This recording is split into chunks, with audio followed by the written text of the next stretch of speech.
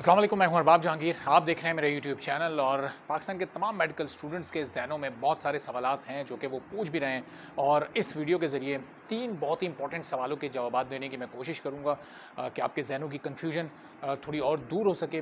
अच्छा, गुज़िश्ता वीडियो में पूरा जो मैंने सिनेरियो आपके सामने बयान किया था, पूरी सिचुएशन जो आपको बताई थी कि जो 6 तारीख को ये इजलास होने जा रहा है जॉइंट सेशन, इसका पीएमडीसी के बिल से कोई ताल्लुक नहीं है। वो बिल इसमें नहीं पेश होना, वो सिर्फ इस हद तक है कि उसमें से प्रेसिडेंट ऑफ पाकिस्तान खिताब करेंगे और हुकूमत की एनुअल कारकर्दगी बयान करेंगे। तो जिन लोगों ने वो वीडियो नहीं देखी, वो अगर वो वीडियो देख लें तो उनको वो पूरी कहानी समझ आ जाएगी कि किस तरह ये नेशनल असेंबली में जाएगा, फिर किस तरह और किस वक्त सदर पाकिस्तान के पास जाएगा और फिर पीएमडीसी कैसे फंक्शनल होगी, ज़्यादा से ज़्यादा और कम से कम कितना टाइम इसके फंक्शनल होने में लगेगा। अब आपके उन तीनों अहम सवालात की तरफ आते हैं। सबसे पहला और सबसे ज़्यादा पूछे जाने वाला सवाल है कि अब एमडी कैट की एक्सपेक्टेड डेट क्या है। इससे पहले चूँकि अभी तक पीएमसी फंक्शनल है, 2 तारीखें उसने ऐलान की थी इनिशियली कि 13 नवंबर या 20 नवंबर, अब इन दोनों में से भी कोई एक हतमी तारीख नहीं है। अच्छा, इसके बाद फिर जो दूसरा सवाल है वो ये है कि एमडी कैट को कंडक्ट कौन करेगा, पीएमसी कंडक्ट करेगी या पीएमडीसी कंडक्ट करेगी। तो वो पिछली वीडियो जो लोग देखेंगे उसकी कंटिन्यूटी में जब ये वीडियो देखेंगे तो आपको सिचुएशन पूरी बिल्कुल क्लियर हो जाएगी। आधी सिचुएशन उस वीडियो में क्लियर हो जाएगी और उसके बाद वाली ये इन 3 सवालों के जवाब में क्लियर हो जाएगी। और आखिरी सवाल बड़ा इंपॉर्टेंट है और वो ये है कि जो इस वक्त मार्क्स कौन से कंसीडर होंगे, कि पिछले साल ज़ाहिर है स्टूडेंट्स को पूरे 100 आउट ऑफ 100 दिए गए वो, और इस साल के स्टूडेंट्स उस तरह से 100 आउट ऑफ 100 नहीं ले सके, तो सिर्फ इलेक्टिव्स के मार्क्स काउंट होंगे या फिर ओवरऑल। इन 3 सवालों के जवाब मैं आपको एक एक करके समझाने की कोशिश करता हूं। और पहला और दूसरा सवाल तो लिंक्ड है उस पिछली वीडियो से जो कि पूरा सिनेरियो मैंने जिसमें बयान किया। तो जनाब, पहला ये कि पीएमडीसी की एक्सपेक्टेड डेट क्या होगी। 13 और 20 नवंबर पर पहले से पीएमसी काम कर रही है और बहुत हद तक वो अपनी प्रिपरेशन कर चुकी है और तमाम जो सूबाई बोर्ड्स थे, जो सूबाई रिप्रेजेंटेटिव्स थे, उनसे मुलाकात भी हो चुकी, उनसे बात भी हो चुकी। तो वो तमाम सूबे अपना अपना काम कर रहे हैं। अब जिस वक्त भी पीएमडीसी बहाल होती है तो पीएमडीसी की बहाली के बाद पीएमडीसी वहीं से उन तैयारियों का आगाज़ करेगी। सिर्फ पॉलिसीज़ का शिफ्ट होगा, पॉलिसीज़ का चेंज होगा, कुछ अथॉरिटीज़ का, कुछ डिसीजंस का वो एक तब्दीली आएगी। वो क्या तब्दीलियाँ आएंगी वो आपको आने वाले दिनों में अपडेट करेंगे।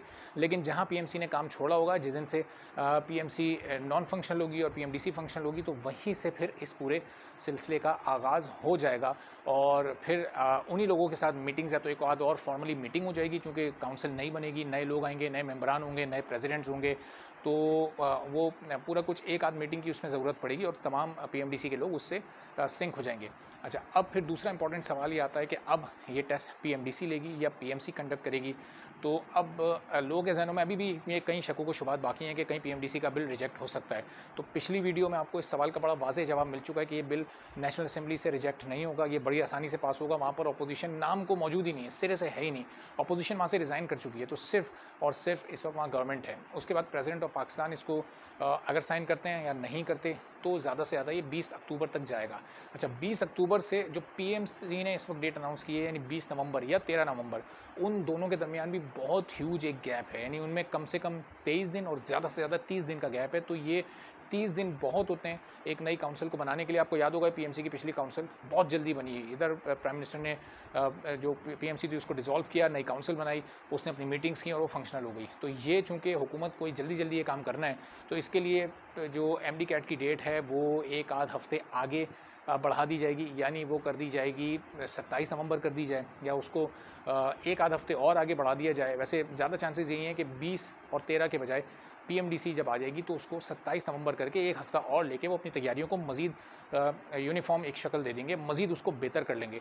तो पीएमडीसी अपने फंक्शनल होने के बाद बहुत तेज़ी के साथ काम करेगी और एमडी कैट पीएमडीसी के ही अंडर में होगा। तो वो तमाम लोग जो इस वक्त सवाल कर रहे हैं कि पीएमसी या पीएमडीसी, तो आप वो देखेंगे कि जिस दिन पीएमसी फंक्शनल हो जाती है, जिस दिन प्रेसिडेंट सिग्नेचर कर देते हैं या फिर जॉइंट सेशन से ये बिल पास हो जाता है, उसके 1-2 रोज़ के अंदर बहुत तेज़ी के साथ पीएमडीसी फंक्शनल होगी और पीएमसी उसके बाद ख़त्म हो जाएगी, वो डिसॉल्व उसको कर दिया जाएगा।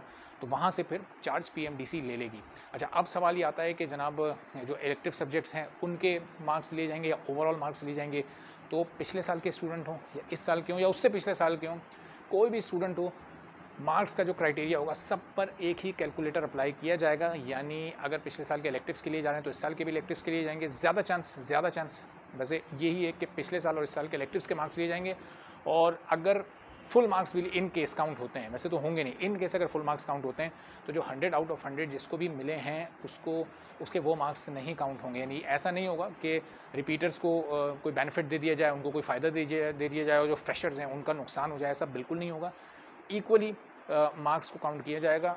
अगर वो ऑल मार्क्स काउंट होते हैं तब भी, और इलेक्टिव्स के होते हैं फिर तो कोई प्रॉब्लम होगी नहीं, क्योंकि पिछले वाले जो है उनको 100 आउट ऑफ 100 मार्क्स दिए गए थे, तो उन सब्जेक्ट्स के की भी परसेंटेज निकाली जाएगी, उसका क्या फॉर्मूला होगा, क्या क्राइटेरिया होगा, ये ज़ाहिर है उससे पहले क्लियर हो जाएगा, लेकिन इसका इम्कान नहीं है।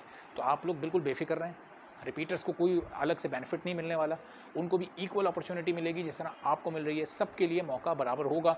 और पीएमसी के रहते हुए मैं ये बात कर रहा हूँ कि तो पीएमसी है, जब पीएमडीसी आ जाएगी उसके बाद तो सवाल ही पैदा नहीं होता कि कहीं किसी को ज़्यादा फेवर मिल जाए, किसी को कम मिले।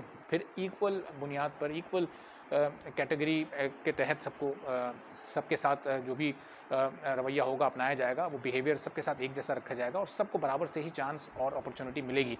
उम्मीद है किसी हद तक ये सवालों के जवाब से आपकी कन्फ्यूजन क्लियर हुई होगी। अगर फिर भी कन्फ्यूजन नहीं क्लियर हुई तो फिर सवालात आप कर सकते हैं। इससे हट कर भी अगर कुछ सवालात हों जहन में, कोशिश मैं करूँगा कि तमाम सवालात के जवाबात आपको दे सकूँ।